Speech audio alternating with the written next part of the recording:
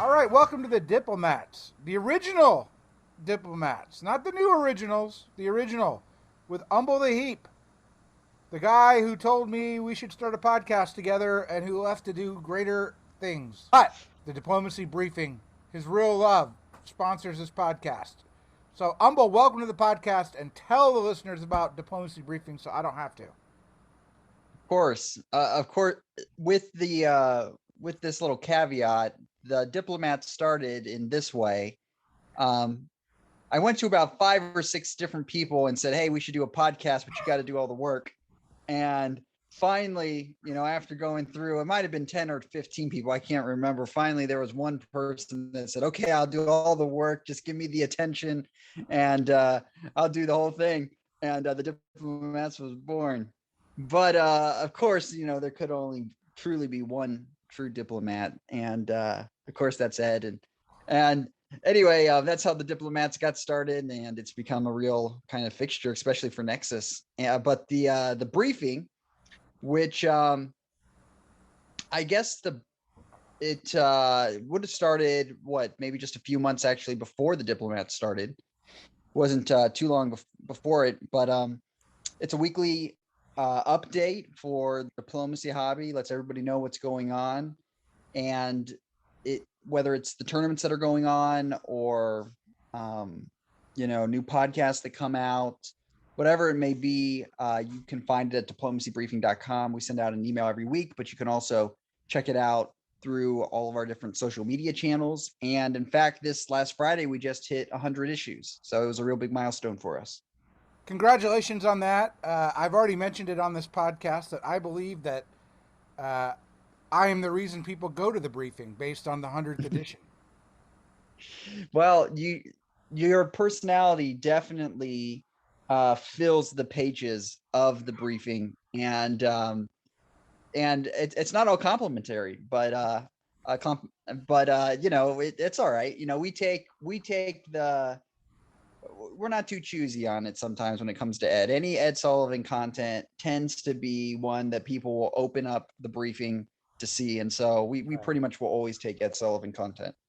So, speaking of fourth and fifth choices making a success out of themselves, we have the winner of this game, Ewok, who is pick fourth in the game as Russia. Congratulations to our season two finalist, co-finalist, Village Idiot slash Ewok. Yes, congratulations. I definitely, it's beginning to feel more and more lonely with those that were left from season two, because I think now that just means like there's me and Conk left as far as out of the main players from that season that hasn't won an actual big tournament.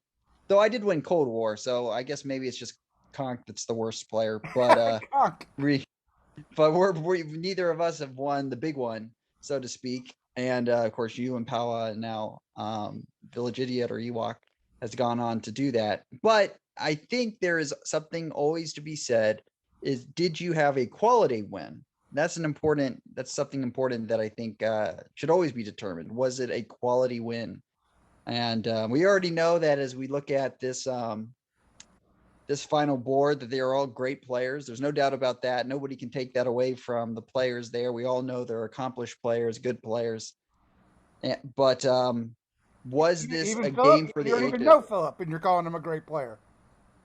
Sure, why not? All right. Well, I guess you can let me know if you have a different opinion. But I mean, he seemed to hold his own in this game. Maybe I think Yeah. I'm I I'm just trying to throw you off, Philip. I love you. All right, sounds good. I will say I've looked over this game, and I'm going to do my best to give my some broad outlooks at it, but I can't begin to really, uh, you know, say that it's an incredibly deep analysis. But the big question becomes: does it need a deep analysis? All That's right. the real So, question. okay. Well, that I think that is a question. I have a question for you Sure. because I know you have opinions, and I know you have opinions about Nexus and how they structure their tournaments. This year in Nexus, we had a semifinals. Uh, there's no doubt, right? I will tell you that in the semifinal game that I played in, Tanjian, who's Turkey in this game, played Germany. Riaz, who's England in this game, played Austria. And Ewok, who's Russia in this game, played Turkey. And I saw sort of uphand or firsthand the metagaming that went on in that game. Riaz and I tried to metagame, and that didn't work out, but Ewok and Tanjian did, and it worked out really well for them. There was no question there was metagaming amongst the competitors, or some of them, before a country was assigned or picked. Tanjian, who plays Turkey in this game, all but admitted that he picked Turkey knowing, having seen Ewok pick Russia. And he wanted to work with Ewok, and he essentially announced to the board during our interviews, pregame interviews, that that was going to happen. And this love affair and metagaming that now happens, as opposed to the anonymous game that we played, where everyone eventually did figure out who we were. I'd like your thoughts on that, of players playing this way. Yeah, well, I mean, there's definitely nothing wrong with, however you approach the diplomacy game, and the tournament. I mean, there's no real right or wrong. I mean, there's styles and preferences. But on a personal level, like, I've always very much enjoyed those first few years of anon play that you get, and kind of just the fun that you can have with either trying to mask your identity or get people thinking, other people are different people. It's just kind of, for me, always, it's kind of like another layer. And sure, eventually, there starts to get some clarity down the road, but usually, you're about 5-6 years in, or even longer sometimes, before really everything is shown. And that was my experience from playing those finals. I personally, I like doing anonymous all the way through, but that doesn't mean necessarily that's what everybody wants to do. And I think it seems like most people, I think, kind of like right now how they're doing it with doing the non-anonymous. So, I mean, to each their own. But I personally enjoyed the anonymous play because I felt like there was another layer that you could kind of, shape perceptions for at least a little bit. I do not like non-anonymous because I am me, and I have no way of being anyone other than me, and I am easily detected within minutes, and I cannot detect anybody. Yeah, I'm bad at guessing. I'm definitely terrible at guessing who people are. I've never been great at that in anonymous, but I've been pretty good at being able to disguise myself. So I've kind of been able to offset that, which was enough for me. And yeah, I mean, when we played season 2, yeah, I mean, I think everybody knew who you were pretty quick, Yeah. over the course of the game. But that wasn't really a negative thing at that point. Just later in the game. Well, later in, your reputation, you didn't quite have that much of a reputation back then. I was working on it. Yeah. Okay, so here we are in spring 1901. I think the real drama here is we know RT is a thing because it was announced. Would AI sort of get together? And you see Venice hold, and Pez has been interviewed as Austria, and Pez basically just said, I couldn't build trust with Max because Max really wanted to get into Trieste, and I didn't want to do that. And then in fall of 1901, I wanted to go to Ionian, and Max didn't want me to do that. And he goes, and we never could get that tempo, and that put Austria at a deep disadvantage and probably causes elimination. Yeah.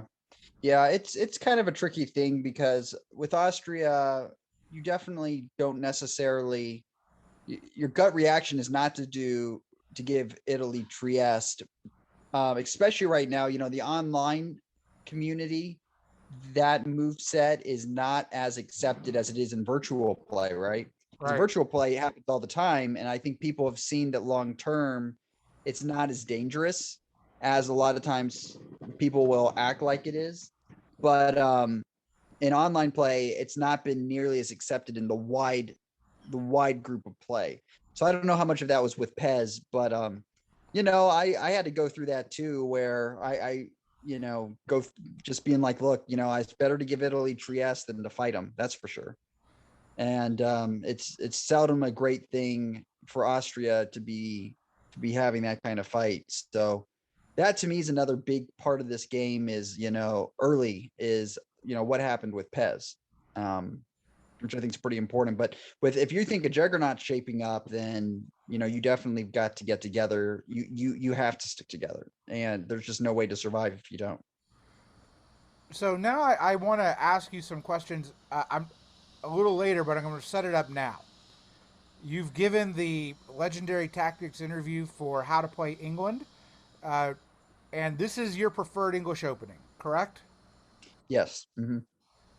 This is also, based on your many episodes on this podcast, your preferred French opening.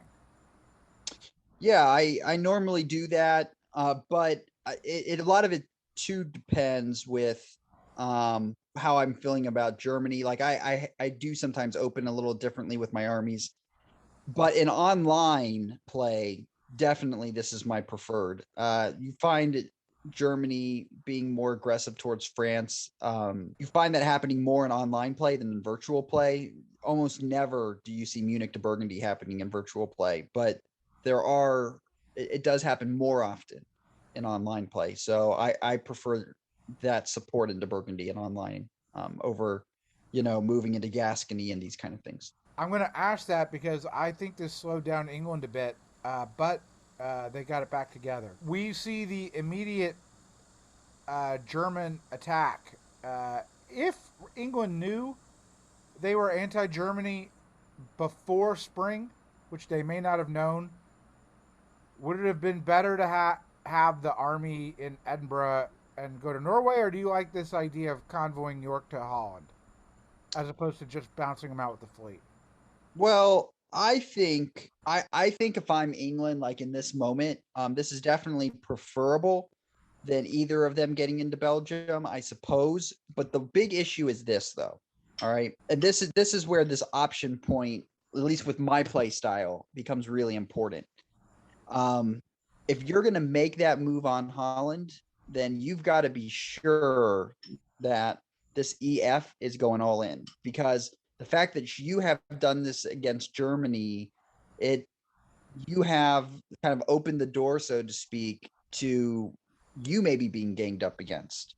I probably personally, I wasn't in the negotiations, but my general preference there is that I get Belgium. It's hard for me to completely understand why somebody didn't get Belgium out of that. I think it's generally a bad idea if nobody has Belgium for England at the end of fall 1901. It's better that someone gets it than nobody gets it, because that just seems like an FG Even at the is. cost of an extra build for Germany. Yeah. I think because you can play. I tend to disagree. I like the bounce in Holland personally. If you know you have an EF.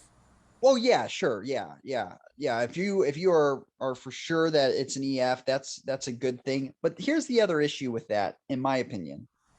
What it, I think that keeping Germany with one build is probably better for France in the short term than it is for England. I think it's England getting two builds is just so important for long-term dominance. And again, it's not like it's the end of the world, but France, here is getting two builds, right? And England is getting one. So I personally, if I had a choice between the two, I think it's better to get my unit into Belgium and get my two builds. And that puts me at a better position, because Germany, you taking the North, you're basically a year behind. Is it my kind of making sense a little bit with what I'm saying? Yeah, no, you're correct. I mean, to go back to season two finals, if you remember, France was Village Idiot. He got three builds Mm-hmm. in fall 1901. I bounced Germany in Holland, getting one build, and Germany only got one build. And I didn't have the EF on board. In fact, he teamed up with Germany initially. Yeah, it's dangerous as England to go all in on that, just because often the French player has already worked out for him to go into Belgium anyway. And Germany may be going back to Munich. He may be getting it as it is. And it's just it's preferable if I'm England. It's preferable for me to get Belgium and say, look, it's okay if he gets those 2 builds. I think it's important that we're each 5-5 because you're already starting a center behind, and when you're doing that against France, it's just it's tough to do. And most likely France is going to be moving to 6 before you even get to 5. So that's my personal preference. Now, if I'm France, getting England to make that commit is really good. And I think that speaks a lot as France, me wanting to go with England in that scenario. But as England, I would prefer to get Belgium before bouncing Germany and Holland. Only two things of note on this board, other than that, are one, that the Black Sea was demilitarized when Turkey could have obviously taken it. Uh, well, Russia could have too, I guess, but it wouldn't have guaranteed Romania. And the other is Venice holding again, losing tempo for an AI that is facing what looks to be a juggernaut. Yeah. Yeah, there definitely needs to be. Yeah, I think that Trieste would have probably been the way to go. It's tough. I understand as Austria you don't want to do that, but the one nice thing is if you and you're very good at this, building that early trust, and you in a lot of ways have Trieste in your back pocket. Um, especially with where France was at, you probably would have been okay. I mean, the big worry is that Russia and Italy split you up next, right? But at this point, it's not even worth it. It's just, look, man, we got to go all in. So you got to get some more fleets out there to stop Turkey. All right. Here, the only thing of note in the east is the fleet going into Bulgaria. Pez tells me that this time there was definitely AIR chat. The idea was it was supposed to be an AIR that, uh, and Pez, being Pez, told Russia what Russia was going to do. Told Turkey what Russia was going to do. Said he's moving to the black, uh, and Turkey didn't believe him. But this is not optimal for an AIR. This fleet into Bulgaria, I don't think. Right. Yeah. That it's not enough for Austria. I mean, for Turkey, it's nice, right? I'm sorry, for Italy, it's nice. For Russia, it's nice in a sense. Um, but for Austria, no. It's not the best spot for it. I mean, you move there, right? Because generally speaking, either you don't really trust kind of what Russia's doing, and even maybe a little bit, maybe you're not too sure about Italy. But there was a whole bunch of wasted moves ultimately, right? Because this fleet is didn't get into Eastern Med and it wasn't even trying to follow. And then now you've got an open spot in Greece, so now you don't really have any good defensive moves to make there too. So it really is opening up a lot of holes for Pez.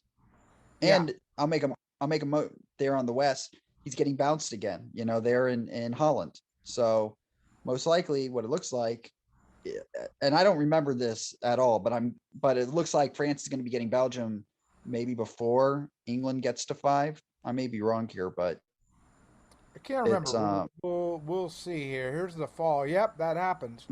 yeah. So that's for me. Why is England? If you're France, yeah, getting him to bounce Holland is great, and it's not like it won't work, but you're making yourself a junior partner early on to France by not getting that second build first, because now France is at 3 builds, and it's this is a very dominant French position that if I was sitting in France in fall 1902 like this, I would be feeling really, really good right now, even with what's going on with, especially, seeing with what Austria's doing and where everything's at. I would feel very, very good as France at this point. I think it's so good that if I was England or Germany, I'd be begging the other to work with me against France. Yeah. But even so, it's a tough spot, right? Because if either of them really push on France, Russia's going to come up behind them. So it's just a really, really tough position to go all in.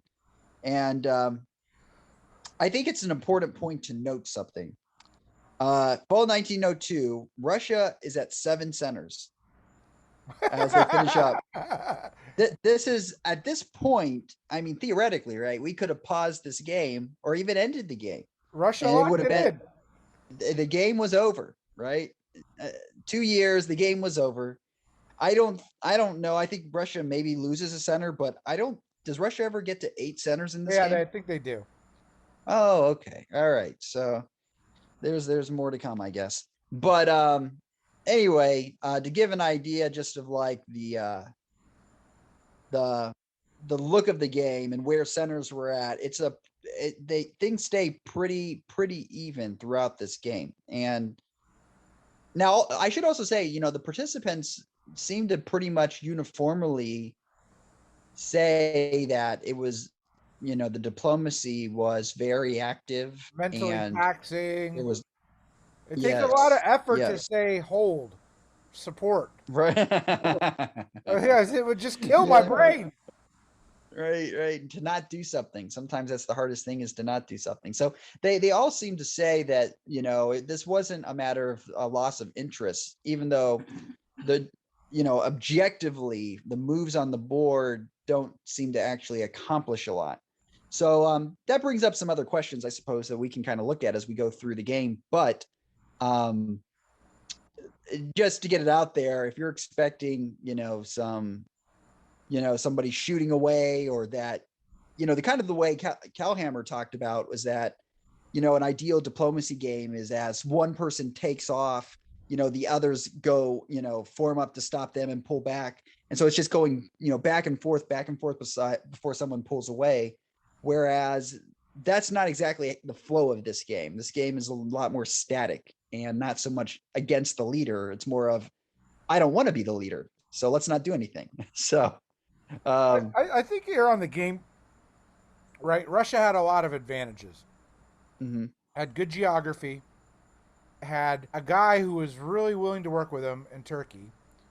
Had mistrust between Italy and Austria, yeah, and had England who basically opened up a two-front war. Uh, or at least is up there. So, weakened England, Germany under threat, Italy and Austria fighting, and Turkey. That's a pretty good position for Ewok to be in. yeah. But the other thing too is Russia can collapse in a hurry when Oh yeah. people finally decide, hey, I'm not doing this anymore, and just take them out. So on the same token there, Russia's position is pretty precarious even at 7. Like, you've got to get yourself more to like 10 to really start to solidify some things. So the key, obviously, for then Ewok is that nobody ever forms any kind of alliance against him. And apparently, if you can do that, right, then 7's the lucky number. So that's you just need to get 3 centers to win the finals. I will note, speaking of weakened England, we're back in '03, and England still hasn't made it into Holland, and neither has Germany. And here was just Well, I a think misorder. as far as, oh, did Holland not go through in spring 1903? No. Oh yeah, it Oh, it did. looked Yeah, it like it did. Yeah, did. it did. It did. Yeah, it did. Okay. But I mean, he could have bounced it, right? Right. Right. If he wanted to, he could have bounced. I should also add, I think Germany building a fleet in fall 1901 wasn't wise. He should have built an army. This was a big debate between Hand, Stitches, and myself. I believe the army needed to be built, although I would Yeah. love to have a You German fleet, but the fleet was out of position. right. It wasn't going to be helpful. Your whole thing there is to survive, and you've got to lock up your units. So when you see an EF coming at you, your only method of survival is build those armies and then get Russia on your side. There's no way I to try to kind of, tiptoe across and get that second fleet. That's just, it's not the time. You've got to shut down the attack, and then maybe you have the option. So I think building that second fleet right away was all hurt Germany's defensive potential.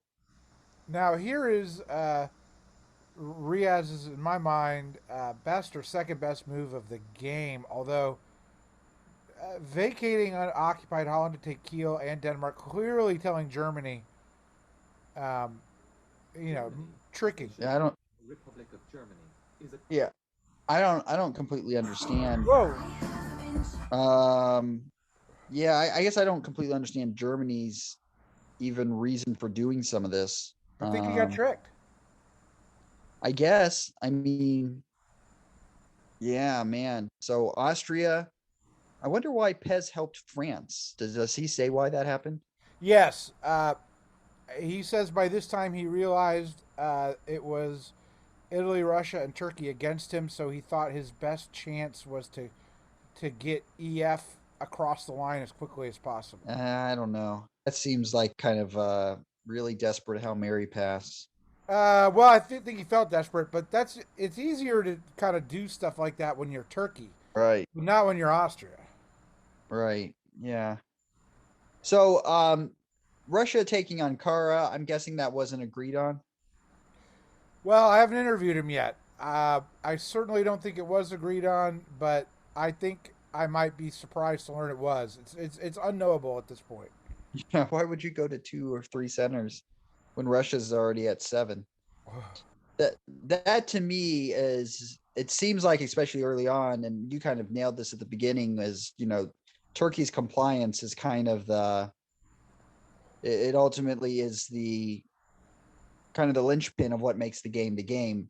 And you often see that in these final boards, finding, you find the guy or girl that they're willing to kind of be the junior partner in a sense and be kind of taken advantage of a little bit. And they're okay with it. And that oftentimes dictates the winners in the short 10-year final matches. And this is interesting to me. It was interesting to me as the game winds down, kind of just how everybody had kind of accepted a Russian win, Right. but so that it was just people were okay with it. And particularly on Turkey's side, that was kind of interesting to me, with thinking that the person that ultimately hurt Turkey's chance of winning ultimately was really Russia. I mean, Austria and Italy were attacking too, but I mean that can be recovered by if Russia doesn't take advantage of the situation. It really So is the story, right? That Russia angered both Italy and Turkey to the extremes, and yet they continued to work with Russia all the way through the end. yeah, yeah, I Remarkable. it, yeah, and it sometimes these boards, people just kind of get fed up and they're like, I don't like anybody on this board, so why, if I do anything, I'm gonna help someone, so it's better not to do anything. So that sometimes happens. One thing But Pez, one thing Pez noted in his interview was that Turkey would not speak with him. That they just it was just a wall of silence apparently. And Pez fessed up that they had had two other games where Pez had apparently brutally stabbed the player that's playing Turkey. But that in diplomacy, you gotta work with the cards that you're dealt, and you can't just cut off an ally like that. I mean, or a neighbor. right, yeah, yeah, you just gotta keep working it. And this is again an area you're really good at, that you'll come at a situation with 50 different angles and hope that one of them sticks, and usually it does. People will find a reason to want to discuss or talk with you. But yeah, If I promised to name a child after them, right, that works. right. That works. Well, of course, the whole issue is like that kind of stuff works for one game, and then after that, it's all over. You've got the Ed Sullivan special treatment, and then you realize it really wasn't that special. There's always It's something else, Humble. I could yeah, come up with right. something else. There's a lot of naming rights out there. Okay. Right, right. Well, hey, you know what? What's a few more, what's a few more money to, difficult places, throw some money, name a few more kids. I mean, We'll a come up game's with worth it. it. Yeah. All right, Um, we'll yeah, let's push keep on going. here a bit, but if you notice, this is sort of Russia's now at 6, so a bit tumultuous here. I strongly disagreed with the disband of the Northern Fleet. Obviously, it worked for Russia, but in general, I hate to see that.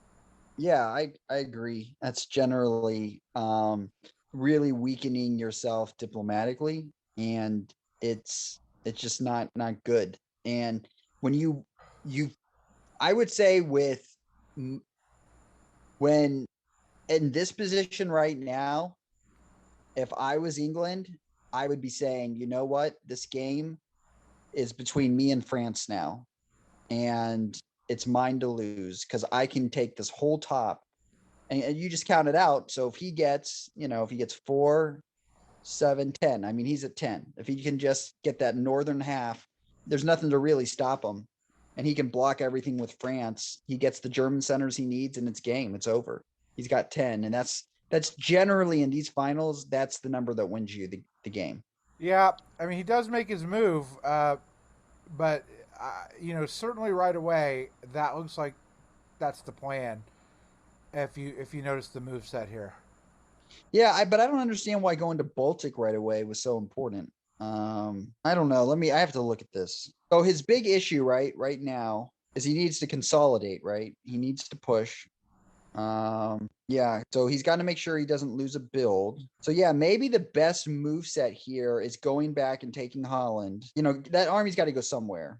And it's got to consolidate. So it either needs to go up to Denmark or go back to Holland. Yeah, maybe you go back to Holland and drop back through, go over to Germany, go over to Sweden and just set up to begin your convoys. Yeah, you take Holland and then you begin to convoy to Denmark for the next year. I don't think this is particularly helpful. Well, because you're all you did. I will well, give you're you. Riaz is a face-to-face player who plays an enormous amount of gunboat. yeah. The problem, like I see, is like you're really letting France dictate what happens. So you're almost going to have to give them Holland, I think. I mean, if I'm France, I'm taking Holland in this position. Well, Why not? Interesting. the stab. Okay. So he could have blocked it, right? Because if he would have gone to Holland, he would have blocked the stab. But he would have lost Munich. I wonder why Germany is doing this. It's a good question. I think Germany is looking for a friend. I mean, but Germany. I will tell you that the story of the game is, I believe, I'll talk about it in the interviews, but my supposition is all of this was accepted and arranged except for Baltic to Berlin, and that caused Germany Yeah. to just get super mad. Well, I mean, if you're England at this point, right? I mean, like the game, you got 10 centers. If you just consolidate and make your build, you got 10 centers. The thing is this, he's not really consolidated his units, and now he's got even less support with where he's got everything. So it's kind of a tenuous hold on the north. And I would think go ahead. I think in this moment, because here's the thing, you don't really have to stab France to even win this game, right? Right. If you know this is happening, you can take Holland and Berlin, right? Support your army to Holland, follow up into Berlin. Germany's out of the game. And you're sitting at that point, 9. With France completely now committed in the Med. Yeah. There's a general rule of thumb that if you can kill someone, you almost always want to do it. And you don't want to leave them to where they can hurt you. And the truth is, with all those armies there below him, with him only having 2 armies there, it's just not a great English position. If he obviously believed all of this stuff was happening, right? And if you knew that, then you go for Holland. Now, maybe he thought France was going to stab. And personally, that probably is the move that France should have made in this moment. I think this was such a tense situation that it's almost like you have to do it, because if you don't try to stab England and he stabs you, it really could hurt. But France doesn't do it. But at the same time, I don't think it's a super helpful stab for England. If I'm England, I think I'm going to consolidate my northern half, because that's how you win the game. And this is really sort of leading to the play of the game. Remember that Baltic to Berlin move, right? He's obviously honked off Germany, taken a build away from him. And then he doesn't even use the build that he got. Oh, he waved? He waved a build. Why? Was it an accident? Well, we haven't talked to him, but we presume it is not an accident. Oh, man. Because you can negotiate during the winter builds. Oh, man. Yeah, that's a mistake, I think. So England's 9 here. Yeah. He's made an enemy in Germany by taking Berlin. He's got an enemy in Russia, and he's got an enemy in France. And that would never end for England. Well, you have to get Germany out. Like you got to take Holland, just give up Belgium, take your units and start making a defensive line and do your best you can there. I think that's what you do. You put an army into Norway, or actually, yeah, probably an army into Norway, support up into Holland, move that fleet into English Channel, move a fleet out into Irish. Yeah, I think like there's just no way to finesse this. Like at this point, you're going for the win, right? You're going for the board top, Yeah. and you just got to go. There's no way that you can kind of be like, oh, France, I'm really wanting to work this long term with you. Um, I mean, you are now the board leader, and so you got to go for it. So yeah, he supports. Does he support up? No, he blocks. He blocks it. But he doesn't support up into Holland. Does Yeah, that was a not. mistake. He just supports Yeah, Belgium. that was a mistake. That was a big mistake. You had to abandon Belgium. That wasn't gonna you weren't gonna keep that long term. You had to just abandon it and consolidate your forces. In my opinion. Right. He's lucky. What he's lucky is that he didn't get it piffed. He is. That yeah, that could have happened. Um he's very lucky that that didn't happen. All right. And then I'm in really the east, you focusing. see Pez collapsing to Russia's help. Yeah. I wonder why Max agreed to support Serbia to Trieste rather than him get it. That seems to be a missed opportunity. Yeah, I don't know. That doesn't like if I'm Italy and I'm making negotiations with Russia, it's look, I need Trieste if we're going to be doing this wintergreen. I need this next fleet. I need this and I need that. This seems to be a real missed I think opportunity. it's a spring move. I actually do think Italy might take Trieste in the fall. Let's see. Yeah, Yeah, it was a pull through. yeah. But this still seems like bad for Italy, right? Because now Turkey's got five. Like, why you don't work with Russia and Turkey gets centers?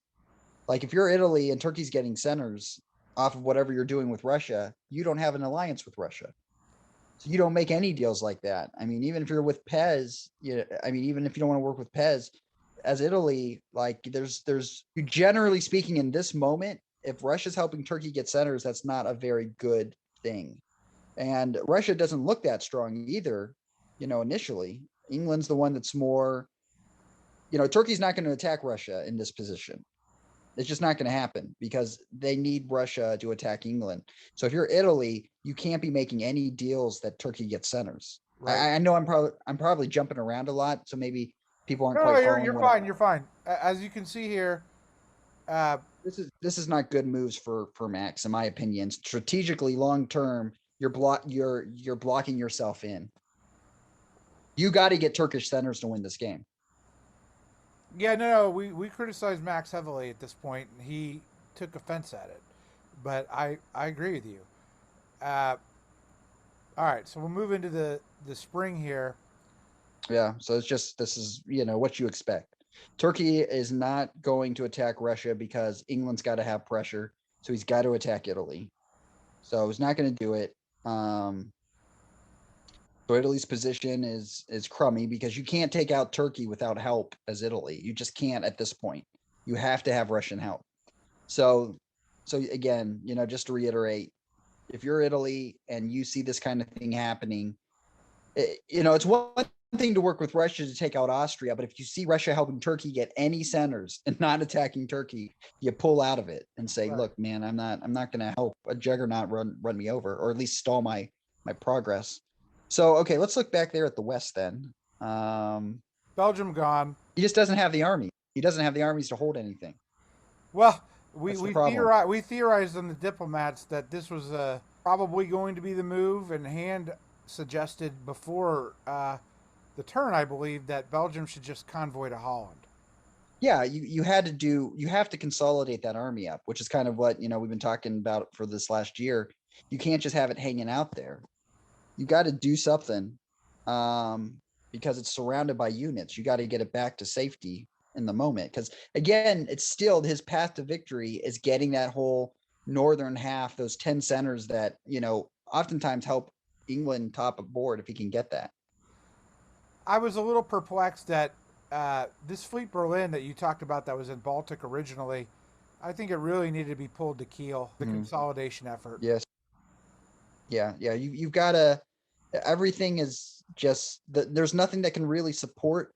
And all his units are so spread out, he can't really coordinate his attacks, or bring everything to bear. So it's he's just making things, I think, harder to get those extra centers he's going to need. And as I recall too, England is in this method that they're in. He's going to most likely have to be bigger than everyone, right? Yes, England. With where he's picking. England is number 2 in the tiebreak, Okay, so he's ahead of got Germany. base, and Ahead of Austria's out. Germany. Oh, okay, Functionally, okay. going So to he's lose every basically time. got it. Yeah, yeah, yeah. Yeah, yeah. Functionally, he has to be bigger than everyone. So yeah, you've got to be consolidating all of this. You're not going to be able to walk your way into this win. And as Okay. we move to the fall, we see Berlin goes, but it's Yeah. this three-front battle that England has, right? The center of the board, the west, and the east, that Yeah. never gets him a chance to consolidate. And he hangs on for 7. He plays Yeah. D for 7 years, but So yeah, we know how that ends. So I guess what we should more maybe look at right now is who at this point right now could win. Well, Turkey has a chance, right? right, Um So, and the only way Turkey's going to win is if he stabs Russia. There's just no other way around it. And if you stab Russia, that breaks open the game maybe in some other ways for you. And it's always kind of interesting to me. I understand that there's a lot of players that they have there's only one way that they want to win. And so it's like, if I have to attack somebody that I like more than someone else in the game, then I won't win. I'm okay with not winning. But I don't know. I mean, I'll tell you this. I know how Ewok thinks. He thinks if you have a chance to go for it, you better go for it. So he's made that very clear. And as Turkey, if you're going to win this, it's going to have to be because you take Romania, you take Black Sea, and you take Sev. Like you've got to take a unit or two from Russia. And does that mean you're going to have a winter green coming at you? Yes, but I don't think it's a winter green. Or Russia's got to still kind of put pressure on England a little bit. But that is your only way to win this. You're not gonna break Italy out. So you've got to get the senators from Russia. So you can't sit this one out. well, I don't think he does, but he certainly doesn't act very quickly. But by the way, I think I believe that this was really Turkey's game to lose, right here, and we shall see what happens. Yeah, yeah. I mean, like But you've he got does do the right, stab, but it's a little ill-conceived because of that fleet in right, Smyrna. right. Yeah, that was that was a mistake. He should have just built Ankara and done it. Getting into the Black Sea, letting your enemy into the Black Sea is just terrible. He should have just built an Ankara, or he could have built in Khan, and said, "Hey, I'm try to play it some way, in some way." But yeah, you can't let him into the Black Sea. Just a difficult move, but you'll see. Even still, I think what he thinks he can do is finesse it and build a fleet here. Uh, Gotcha. Yeah. Meanwhile, I think another. I want to ask your opinion because I think you've told me before when you're England and you're in this position, North Atlantic shouldn't just be moving to Irish, right? There should be a bounce there, or Yeah. you can't defend it all, but leave Irish open. I think is Well, the way you put it. yeah. I mean, if you're gonna lock all this stuff in, North Atlantic is the preferred place because once a fleet gets into North Atlantic, they can get behind your lines and it just wreaks havoc to your defense. And better to have them in the Irish Sea and play around with some things there than let him in the back door.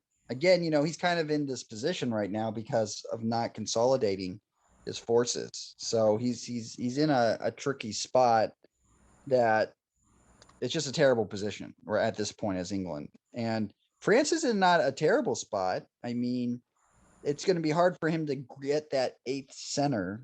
But it's looking a lot better now. The problem is he didn't follow up with an army to Gascony to get a convoy onto the continent. That was a miss right there.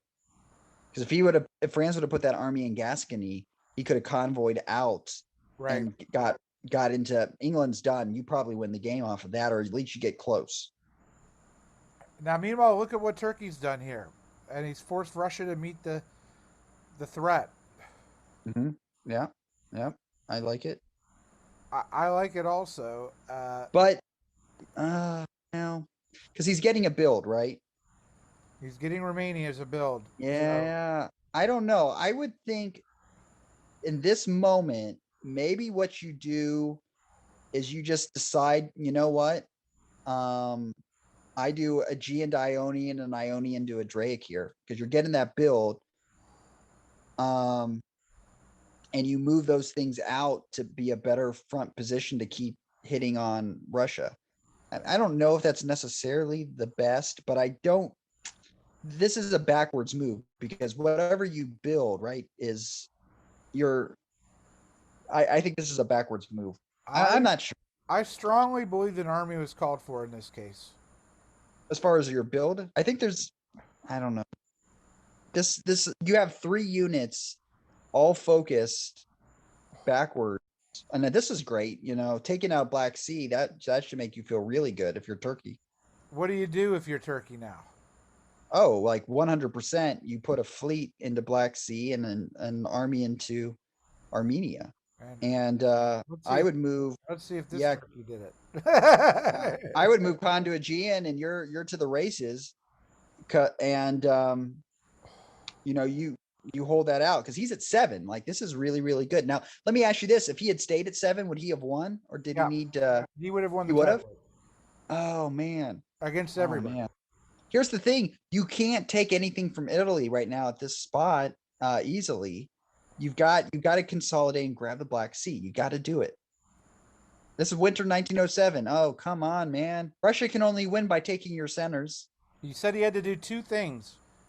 And if he had done one of them, it would have been okay. Oh man! If he had done both of them, he would have won this game. Yeah, there's some moves that you make that you're kind of like, okay, I had some options. It was 50-50. I had the intel I had at the moment. But this straight here, like, this is just straight board dynamic, like looking at the board and saying, look, this is what I got to do to win. There's nothing else I can do. I have to take the opportunity. Black Sea and Armenia. It doesn't matter if he's threatening to throw. You have no possibility to really win this unless you take Sev and start to try to take the rest. You have to take Sevastopol. So, and I think it's compounded by a poor retreat from Ionian. Yeah. So what did he do? So you could have gone to a pool, yeah. Well, first of all, he could have blown up the Russian army in Albania. He could have blown them all up in Albania. Could have gone to Greece. Could have gone to Eastern Med. He could have consolidated. Even under his. I think you got to do Greece. Greece, I think, would have been the best. Or you could have done Eastern, I guess, but I don't know. It's hard. Maybe you do blow it up, and I don't know. This is kind of a more complicated position. The problem is he's made it hard for himself by not taking Black Sea. You move, man, because he could have taken Black Sea and Armenia, and at least lock that down. Because now Romania, he's got. You have to do it. I mean, maybe he still doesn't win. What was the point of building an army in Smyrna if you weren't going to move it to Armenia? Yeah, just holding it. If he wanted to move in the Aegean, he should have built a fleet. But we see this sometimes in finals games where people just overthink it and they make moves that aren't based necessarily on winning, but other considerations. Well, I've done it myself, but now it's a little too late for Turkey, as you can see. And ironically, moving to Greece prevented a retreat to. I mean, moving. You see what I'm saying? Moving to Greece prevented Serbian army to retreat there. Yeah, Ewok is back. Ewok's doing what he has to do to win. Of course, France, didn't get that army into Gascony, and that's messed up everything for him, kind of. And I will point out that Max. This is what year is this? Do you see it up there? 1908, yeah, fall 1908. Fall 1908, Max is creating the sin of supporting a rival for the board top. Oh no, into Serbia. Max! That's the Why? Umble. That's the This Umble cannot number one help. lessons of the finals. Never help anyone in fall 1908. No, you can't. I mean, like, sure, if it's hurting your biggest rival to win and not creating the opportunity for someone else to win, sure. But at this point, you're going to be at 5 centers. You can't be helping Russia, you know? You can't. This is the moment where you say, yeah, no, I think I'll do something different. I'll move to, you know, I'll move into this area or that area. I mean, maybe, I don't know, there's a few options. Uh, It's not like if you had a few more years, it's probably not a terrible move to do, but just with 2 years left, you can't give him those centers. You just can't. And you need to be demanding them for yourself. That's in my opinion what you do. all But right. I mean, it's a tough position for Max. I get it, but I get it's a tough position, but I don't see if you help Russia get that position, you're making your chance of taking any of his centers, almost non-existent. I Yeah, mean, but it's the not thing it's is, not a just on basic math, you'd rather it be 5-6-6 than 5-7-5. yep, yep, you're right. Maybe you can play that off against each other. If you tell Turkey, look, Russia's not wanting you to win. I didn't do this to you. I haven't, me and you, I've never betrayed you really this game, whereas Russia has a few times. Why don't you help me get a few extra centers off Russia? Maybe you pull something off like that. I don't know. But yeah, I don't think giving Russia that, letting him be at 7 is what you want. You just can't do that. Meanwhile, we call 1909 the end of France. Just if he didn't get that army onto the English continent, this wasn't going to keep being able to grow. And um Germany's interesting here. I'm not sure I really like what Germany's doing. They can't win at this point. And it seems to me like doing this against France is actually helping England way too much. But maybe his thought process is I don't want either of them to win, so I'm going to do my best. Well, I think his thought. I think his thought is I just want to end the game on the most centers possible. I Yeah, don't and think that's a maybe bad hey, strategy. yeah. But there's a kind of a part like this kind of depends on his relationship with France. I don't think France has really done anything underhanded to Germany. He never made promises really. He never took centers from Germany that he shouldn't have, but England has. England committed against Germany first. England also backstabbed both of them. So I don't know. It's a hard position to it comes down to how emotionally you want to play. I think on my personal level, unless I had some kind of personal animosity against France, I don't think I would have hurt him here. Not much happens in the last three Yeah, seasons. We yeah, got some play in the East. I mean, in the West, but the East is really just Italy gets to 6 and Russia's at 7. By the way, Russia never did get to 8. Russia stayed on 7. I've been yeah. tracking that. Yeah. It's curious to me. This is just like a real win for obviously for Ewok here. That nobody wanted to push someone else over the top. Turkey didn't want to do that for Italy. I think, there was probably reasons there that Turkey should have wanted to help Italy in some way. Look at Uh this. If Munich had tapped Berlin, England would have been at 8. Turkey held. I wonder and see Turkey that's could have where ruined Russia's game. yeah, and that's where perhaps not helping Russia into Serbia maybe would have paid Italy more dividends down the line to where you could make the argument to Turkey, hey, give me one more center. I've never I've not been part of this cunning game that Russia's played with you. Give me just one center. And but instead helping Russia get Serbia didn't really I mean probably didn't motivate Turkey really wanting to help Italy win either. Right. So so yeah, I think that hurt. Just surprising to me that Max couldn't get one center from someone. Couldn't get Munich. Well, look at this. Germany could have held. Right. Max would have taken Marseille and won. Yeah, couldn't get Munich, couldn't get Marseille, couldn't get something from Turkey, whether, I mean, he could have convoyed himself into Smyrna, right? Well, I guess he would have lost Trieste in that case. It would have been fun. But he couldn't get anything given to him to just give him one center. Which is surprising to me because it's does from the board perspective, it doesn't look like Max played a ruthless game at all. No, I Um, think he, at peace with France. I see no reason why Germany would do this to him except, you know, uh, maybe loyalty from Germany to Russia. But yeah, right. there was a Yeah. lot for Ewok to manage on this last turn.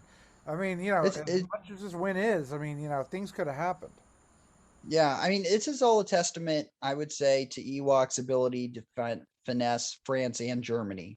Because you would almost think one of them perhaps would be like, "Hey, I'll help Italy here," but he was able to finesse this whole thing so that people were okay with him winning, which is a really great win. I mean, it's not exactly like on a level as, looking at the game, it's not something that you're like, man, this was the most exciting game. People were really, um, there were these big dramatic turns, but you do see a lot of players really trying to win.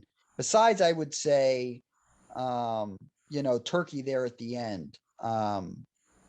That not going to the Black Sea, that's just not trying to put your foot on the accelerator. England made some tactical mistakes. France made some slight tactical mistakes. I mean, I think England made some real blunders there on the consolidation point and not taking Germany out. To me, those were really big blunders. Um, but France made some slight tactical stuff. Turkey blundered too with not going to the Black Sea, which, I mean, talk about a story. If Turkey would have won this, man, that would have been quite the story, quite the comeback. It would have been. So it was an exciting finals. My snark and sarcasm notwithstanding. Uh, Yeah, I think it's a you good know, finals.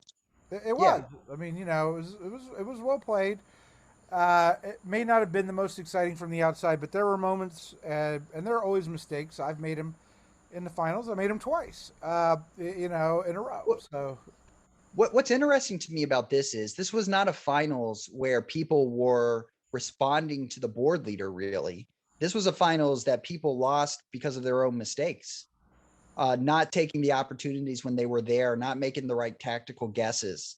Um, this wasn't oh, hey, whoever was the squirt that popped out at the, the last year that was able to kind of just get over the line. This was just people, missing their opportunity and Ewok doing just enough that because they missed those opportunities, he was the tie-breaking winner.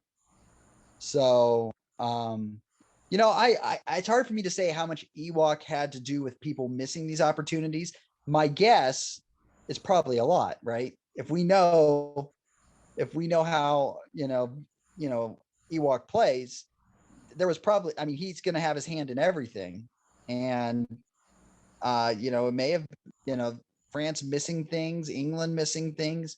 It could have been him just giving bad tactical advice. I don't know. But, on the outside looking in, it looks like Ewok won because a lot of people missed some game defining moves, not because the board rallied against them. well, he made the moves when he needed to, and he got people not to make moves when he needed them not to make moves. That's the definition of a winner. Right. Sure. Yeah, I agree.